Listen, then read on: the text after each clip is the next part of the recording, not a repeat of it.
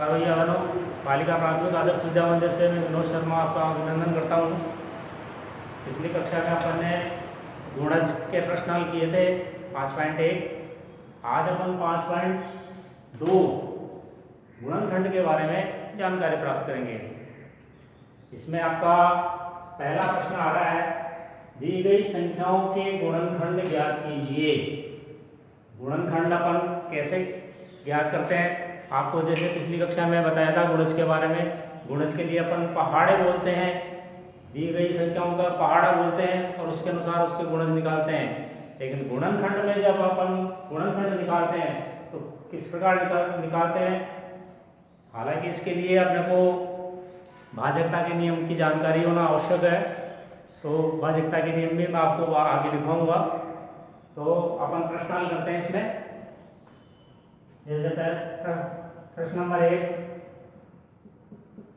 7 के अपने को गुणनखंड ज्ञात करने हैं। तो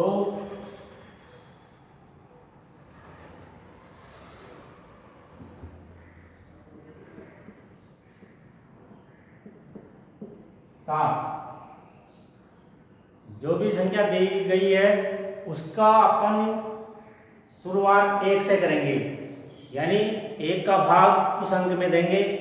तो 1 का भाग को जो भी संख्या है वो हर संख्या में भाग जाएगा। पहला जो अंक होता है नंबर 1 से शुरू करते हैं अपन, तो 1 का भाग तो हमेशा उस संख्या में वही अंक आएगा आपका।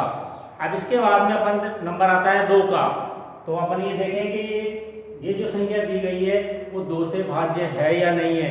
भाजकता के नियम के अनुसार यदि इकाई के अंक में 0, 2, 4, 6, 8 आते हैं तो वो भाज्य होता है। तो ये संख्या 2 से भाज्य नहीं है, तो अपन इसको 2 से भाज्य नहीं करेंगे। इसी तरह 3 से, तो 3 से 3 की आप सीधे भी कर सकते हो कि भाई 3 के पहाड़े में 7 आते हैं या नहीं आते हैं, तो 3 से भाज्य नहीं होगा।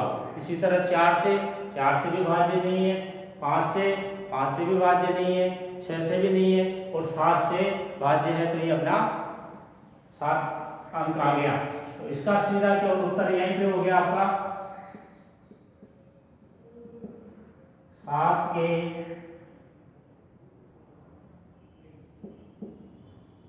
सर्व संभव गुणनखंड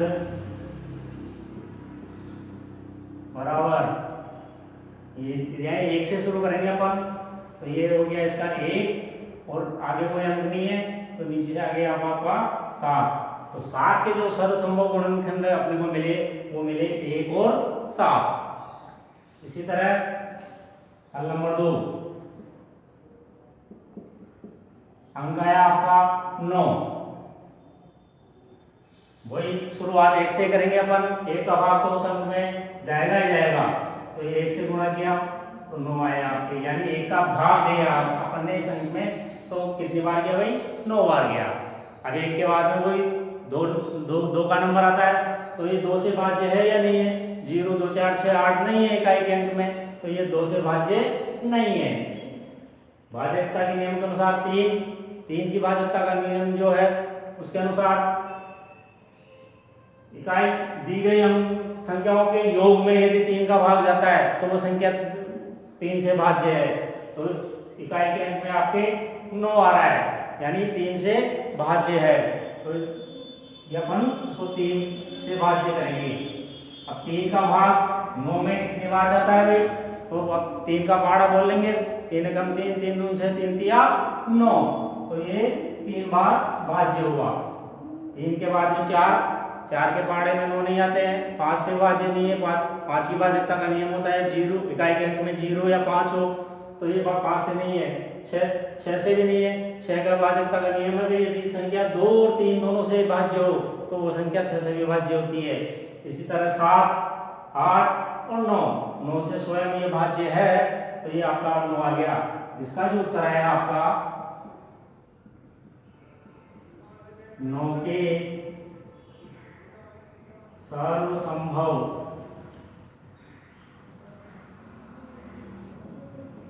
गुणनखंड बराबर एक से शुरू करेंगे, एक, फिर आया आपका 3, अब नीचे कोई अंक नहीं है तो दाईं ओर चलेंगे, दाईं ओर आपके 3 आ रहा है तो इस 3 को अपन 2 बार नहीं लिखेंगे, यहाँ अपन एक बार लिख चुके 3 को, एक अंक अपन केवल एक ही बार लिखेंगे, इस 3 को वापस दोबारा नहीं लिखेंगे। इसके बाद में 3 के बाद में आया आपका 9, तो 9 के सरसमूह गुणनखंड आपके हुए 1, 3 और 9। इसी तरह प्रश्न नंबर 3,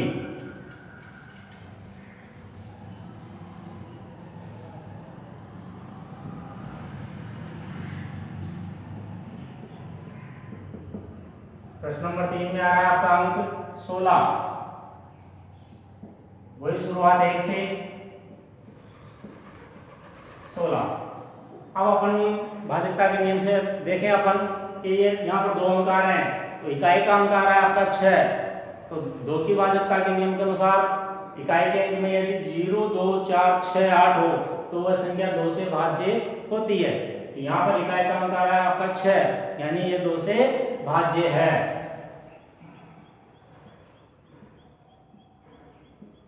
यानी 2 का भाग अपन 16 में देंगे तो कितनी बार जाएगा भाई, 8 बार जाएगा, तो ये 2 से भाज्य हुए आपके 8 बार।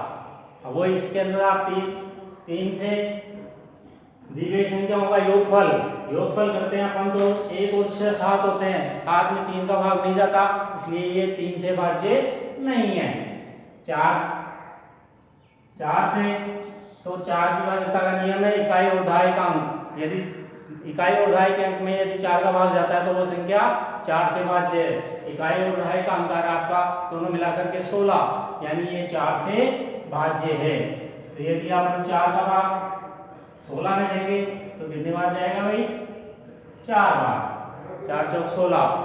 इसके बाद में 5 से इकाई के अंक में 0 और 5 नहीं है, 6 दूनी 12 36 18 नहीं है, 7 से नहीं है, 8 से है, 8 अपना यहाँ पर आ गया, तो इसका मतलब इसका उत्तर आपका यहाँ पर आया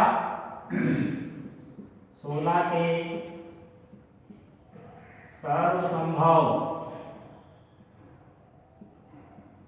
गुणनखंड बराबर 1 से शुरू करेंगे, 1, 2, या 4, फिर इधर से शुरू करेंगे, यहाँ पर 4 है तो 4 है, यहाँ पर आ चुका, 2 बार नहीं लिखेंगे अपन, आगे आपका 8 और ये 16। तो इस तरह 16 के जो सर्वसंभव गुणनखंड हुए वो ये आपके 1, 2, 4, 8 व 16। इस तरह प्रश्न नंबर 4, अंक आया आपका 25, वही शुरुआत अपन 1 से करेंगे, 1 का भाग उस अंक में जाएगा, वही अंक वापस आ जाएगा। तो यदि अपन इस अंक को 2 से करें भाज्यता के नियम के अनुसार, इकाई के अंक में 0, 2, 4, 6, 8 नहीं है, तो इसका मतलब 2 से भाज्य नहीं है। 3 से दी गई संख्या के योगफल में यदि 3 का भाग जाता है, योग करते हैं अपन इसका, तो 2 में यदि 5 को जोड़ते हैं तो 7 में 3 का भाग नहीं जाता है, तो अतः ये 3 से भाज्य नहीं है। और 4 से इकाई और दहाई के अंक में यदि 4 का भाग जाता है तो 4 का भाग इकाई दहाई मिलाकर के 25 होते हैं, 25 में 4 का भाग नहीं जाता है, अतः ये 4 से भाज्य नहीं है। 5 से भाजकता के नियम के अनुसार इकाई के अंक में यदि 0 और 5 हो तो वो संख्या 5 से भाज्य है, तो यहाँ पर इकाई के अंक में 5 आ रहा है, तो इसका मतलब यह संख्या 5 से भाज्य है। 5 से भाज्य है, यानी 5 का भाग 25 में देंगे तो ये जाएगा आपका 5 बार।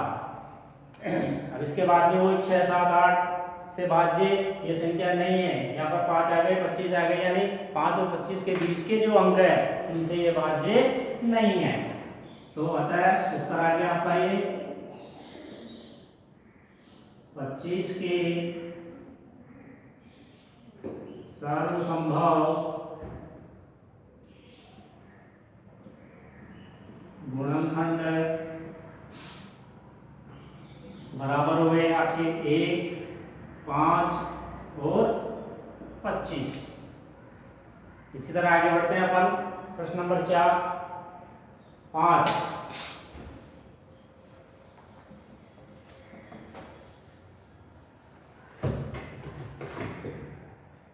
प्रश्न नंबर 5 आ रहा है आपका 48। शुरुआत वही 1 से करेंगे अपन। 1 का भाग यदि 48 में देंगे तो 48 को वही अंक आ जाएगा। भाज्यता के नियम के अनुसार 2 से भाज्य, इकाई के अंक में आपके 8 आ रहा है, यानी ये संख्या 2 से भाज्य है। तो अपन इसको 2 का भाग 48 में देंगे। पहले दाएं वाले अंक में 2 का भाग देंगे अपन। 2 का भाग यदि 4 में दिया तो 2 बार गया, 2 दूनी 4, और इकाई में दिया 2 का भाग 8 में तो ये गया आपका 4 बार। तो 2 से भाज्य हुए आपके 24। अब 3 से भाज्य है या नहीं है? भाज्यता के नियम के अनुसार दी गई संख्याओं का योगफल, यदि योगफल करते हैं अपन 4 में 8 को जोड़ते हैं तो 12 होते हैं। 12 में 3 का भाग जाता है तो यह संख्या 3 से भाज्य है। 3 का भाग अपन 4 पहले इसमें 4 में देंगे, 1 बार गया, यहाँ बचा आपका 1 को आगे बढ़ाया, इसको मिलाया तो संख्या बनी आपकी 18। 3 का भाग यदि अपन 18 में देते हैं तो ये जाते हैं आपके 6 बार। तो ये 48 3 से भाज्य हुए 16 बार। 4 से भाज्य है ये संख्या। 4 का भाग 4 में 1 बार गया और 4 का भाग 8 में 2 बार गया। इसी तरह 5 से, इकाई के अंक में 0 5 नहीं है तो 5 से नहीं होगा। 6 से, 6 की भाज्यता के नियम के अनुसार यदि संख्या 2 और 3 दोनों से भाज्य है तो इसका मतलब ये होगा कि यह संख्या 6 से भी भाज्य है। इसका यहाँ पर 2 और 3 दोनों से भाज्य हो रहा है तो ये 6 से भी भाज्य होगा। 6 का भाग यदि अपन 48 में देते हैं तो 8 बार जाएगा, 48। इसी तरह 7 से नहीं है, 8 से नहीं है, 8 से है लेकिन ये 8 अपना अंक आ गया तो अतः है इसका उत्तर आपका आएगा यहाँ पे 48 के सर्वसंभव गुणनखंड बराबर 1 से शुरू करेंगे, 1 2 3 4 6, दाईं ओर आगे अपन 8 12 16 24 और 48। इस तरह 48 के सर्वसंभव गुणनखंड आपके 1 2 3 4 6 8 12 16 24 और 48 प्राप्त हुए। अंतिम प्रश्न आपका प्रश्न नंबर 6 है।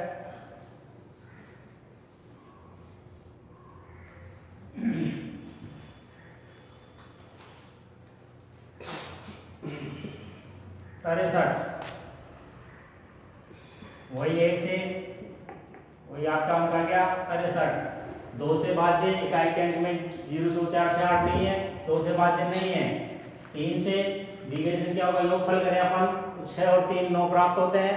9 में 3 का भाग जाता है तो ये संख्या 3 से भाज्य है। यदि 3 का भाग अपन 6 में देते हैं तो 2 बार जाता है और 3 का भाग 3 में देते हैं तो 1 बार जाता है। 4 से भाज्य 4 दी गई संख्या दो इकाई और दाएं में यदि 4 का भाग जाता है तो 4 से भाज्य है। तो ये संख्या आ रही है 63। इसमें यदि अपन 4 का भाग देंगे 1 बार, 2 बचेंगे, 23 बचते हैं तो 4 का भाग नहीं जाएगा। इसी तरह 5 से इकाई के अंक में 0 5 नहीं है तो ये संख्या 5 से भाज्य नहीं है। 6 से तो भाज्यता के नियम के अनुसार यदि 2 और 3 दोनों से भाज्य है तो 6 से भाज्य है, लेकिन यहाँ पर केवल 3 से भाज्य है, 2 से भाज्य नहीं है, अतः ये 6 से भी भाज्य नहीं है। 7 से यदि 7 का भाग अपन 63 में देते हैं, यानी 7 के पहाड़े में 63 आते हैं अपने 9 बार, तो 7 नाम 63, यानी ये 7 से भाज्य है। इसी तरह 8 से नहीं है, 9 से भाज्य है तो अपना ये 9 का अंक यहाँ पर अपना आ चुका। तो होता है उत्तर आपका आया 63 के सर्वसंभव गुणनखंड बराबर आए आपके 1, 3, 7, 9, 21 एवं 63। तो इस तरह आपका ये प्रश्न नंबर 1 हल हुआ। कल अपन प्रश्न नंबर 2 हल करेंगे। धन्यवाद।